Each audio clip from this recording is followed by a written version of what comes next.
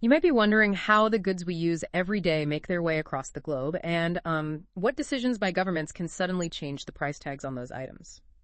Today on the Deep Dive, we're zeroing in on a fascinating and, well, potentially significant shift in how two countries, the United States and South Africa, trade with each other. Exactly.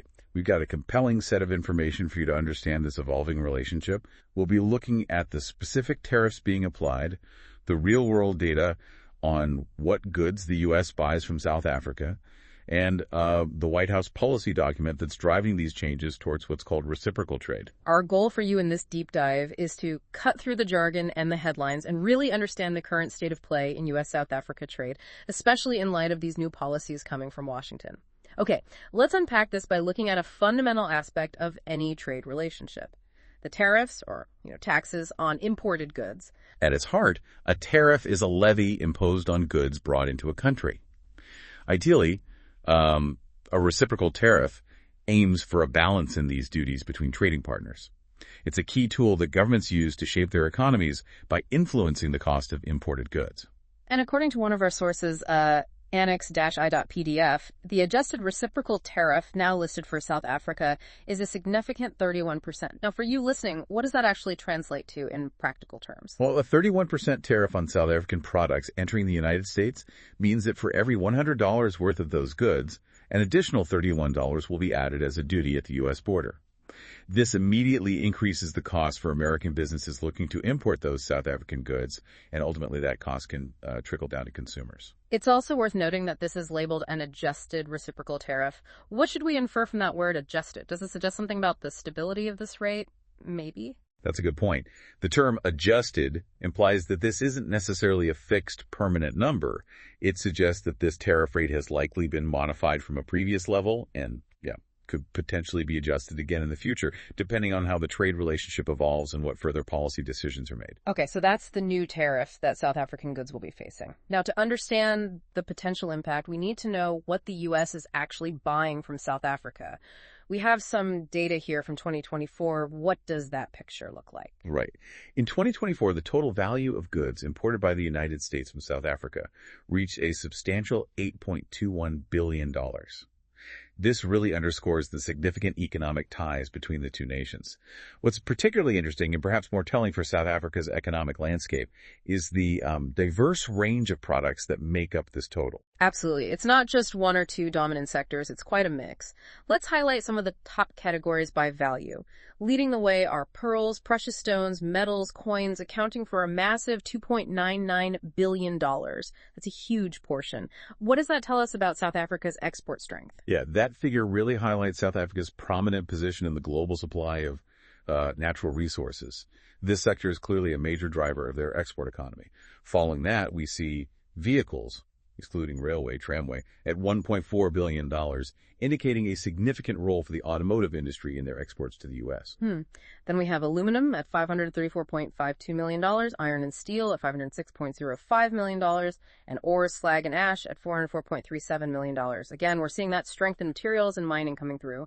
How might a 31% tariff impact these specific sectors in South Africa? Well, for these raw material and basic metal sectors, a significant tariff like 31% could make South African exports considerably more expensive for U.S. manufacturers. This could lead American companies to look for alternative suppliers, in countries without such high tariffs, potentially impacting the demand for South African aluminum and steel, for example. And the list goes on with machinery, nuclear reactors, boilers at $337.94 million, showing a more industrialized aspect of their exports. We also see edible fruits, nuts, citrus fruit peels, melons at $233.51 million, highlighting their agricultural trade. That's right. And for the agricultural sector, while a 31% tariff would increase the cost of South African fruits and nuts for American consumers, the impact might be different depending on, say, the seasonality and availability of domestically grown alternatives in the U.S. Right. Okay. Rounding out the top 10, we have organic chemicals at $190.76 million, electronic equipment at $157.50 million, and inorganic chemicals, precious metal compounds, isotopes at $133.55 million. It really underscores the point. It's a diverse set of goods flowing from South Africa to the U.S. Exactly. This diversity, while a strength in some ways, also means that a broad tariff like this could have, far-reaching consequences across various sectors of the South African economy, each potentially facing different challenges and needing to adapt in different ways. Which brings us to the core of why these tariffs are changing in the first place. This White House document focusing on a shift towards reciprocal tariffs. This seems to be the driving force behind these new rates. What's the fundamental argument being made in this document? So the White House document, issued in April 2025, is titled Regulating Imports with a Reciprocal Tariff to Rectify Trade Practices that Contribute to Large and Persistent Annual United States Goods Trade Deficits.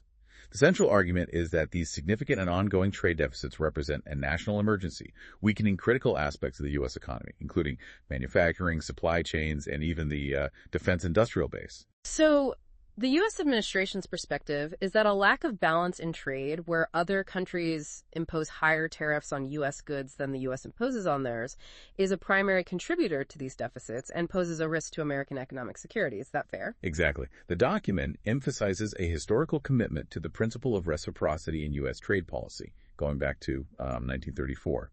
The argument is that while the U.S. has largely opened its markets and maintained relatively low tariffs, many of its trading partners have not reciprocated to the same degree, creating an uneven playing field despite the existence of international trade agreements like those under the WTO. Okay. They even provide specific examples to illustrate this perceived imbalance, highlighting instances where other countries impose much higher tariffs on certain products than the U.S. does. Can you give us a couple of those examples again? Certainly.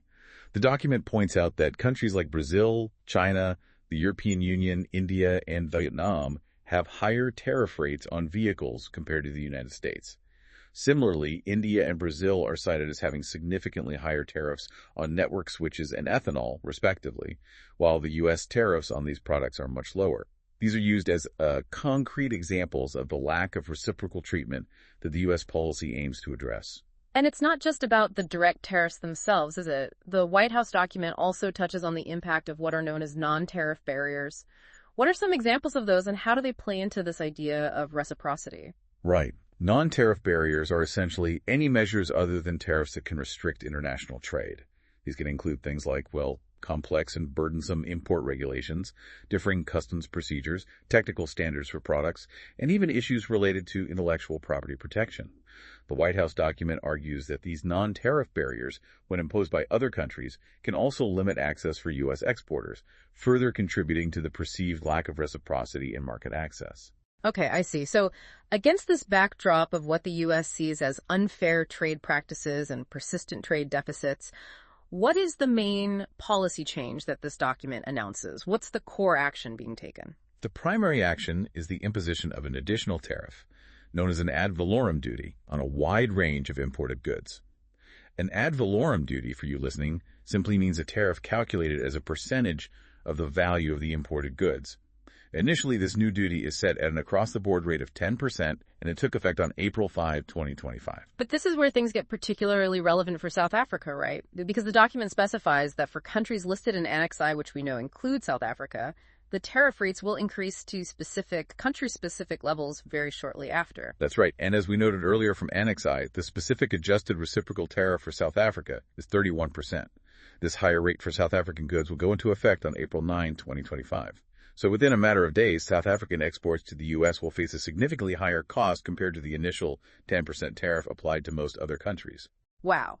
And it's crucial to understand that these new duties are in addition to any existing tariffs or fees that were already in place. So for many of those South African export categories we discussed, like precious metals and vehicles, the cost of entering the U.S. market has now increased substantially. Precisely. The document does outline some exceptions to these new tariffs. These include goods that are already subject to duties under specific national security provisions, like certain steel and aluminum, automobiles and parts also under national security duties, as well as categories like pharmaceuticals, semiconductors, and critical minerals. However, many of South Africa's top exports to the U.S. don't appear to fall within these broad exemptions, making them subject to the new 31% tariff. Are there any specific rules about how these tariffs are applied? I recall reading something about the origin of the components within an imported product. Yes. The policy includes a rule of origin provision. It states that the new tariffs will only apply to the value of the non-U.S. content of an imported article, provided that at least 20% of the article's value originates in the United States. This is likely intended to encourage the use of U.S.-made components in global supply chains by reducing the tariff burden on products with significant American-made content. Interesting. And what about goods that pass through foreign trade zones within the U.S.? Are they treated any differently under these new rules? Goods entering U.S. foreign trade zones after April 9, 2025, that would otherwise be subject to these new duties, will be admitted under what's called privileged foreign status. In practical terms, this means that even though these zones often have more relaxed customs procedures, the new 31% tariff for South Africa will still apply to these goods once they officially enter the U.S. market. It seems like they've considered various aspects of the import process. What about smaller shipments, those below a certain value, the de minimis stuff? Right. The existing duty-free de minimis treatment for low-value shipments remains in place. This provides an exemption for very small-scale imports, meaning that these tiny shipments won't be subject to the new tariffs. Interestingly, the document specifically mentions that the low-value import rules that apply to goods from China are not affected by this particular order, highlighting that U.S. trade policy towards China is being addressed through separate measures. Okay. One last point on the implementation. The document indicates that these new duty rates apply equally to goods coming from Hong Kong and Macau. That's correct. This suggests a consistent approach to these special administrative regions of China within the framework of this new tariff policy. Finally, it seems this isn't necessarily the last word on these tariffs. The document includes a section on modification authority. What does that allow the U.S. government to do moving forward? Yes, this modification authority clause is quite significant. It grants the Secretary of Commerce and the U.S. Trade Representative the power to recommend further adjustments to these tariffs. This could mean increasing the duties if the initial measures are not seen as effective in addressing the trade deficit, or if trading partners retaliate against the U.S. tariffs. Conversely, it also allows for the possibility of decreasing the tariffs if a trading partner, like South Africa in this case, takes significant steps to remedy the perceived non-reciprocal trade practices. Additionally, the authority allows for increasing tariffs if U.S. manufacturing continues to decline. So this isn't a static policy then. It's intended to be a dynamic tool that can be adapted based on its real-world impact and the responses of other countries. It truly signals a significant shift in U.S. trade policy and has direct and immediate consequences for the trade relationship between the U.S. and South Africa. Absolutely.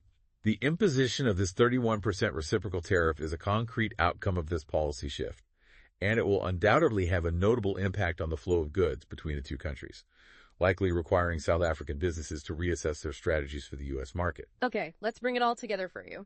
We've explored the established trade relationship between the U.S. and South Africa, noting the billions of dollars in diverse goods that have been moving between them. Now, we've delved into a significant policy change from the U.S., specifically the imposition of a 31% reciprocal tariff on many South African imports. This is part of a broader U.S. strategy aimed at addressing trade deficits and pushing for what it considers fairer, more reciprocal trade relationships globally. This is really just the current snapshot, and the situation is likely to evolve as these new policies are implemented and as countries like South Africa respond. Here's where it gets really interesting for you to consider. Given this new 31% tariff, how might it specifically impact those key South African exports? We highlighted things like precious metals, vehicles, and aluminum. Will South African businesses need to find new markets, or will they be able to absorb these increased costs? What strategic decisions might policymakers in South Africa need to consider to mitigate the potential economic impact of this significant trade policy shift by the United States? These are the crucial, longer-term implications to really think about. Indeed. This development raises important questions about the resilience of the existing trade links and the potential for both challenges and new opportunities for South Africa in the evolving global trade landscape. Thanks for taking this deep dive with us into a really important and timely issue. We hope this has given you a clear understanding of the forces shaping trade between the U.S. and South Africa.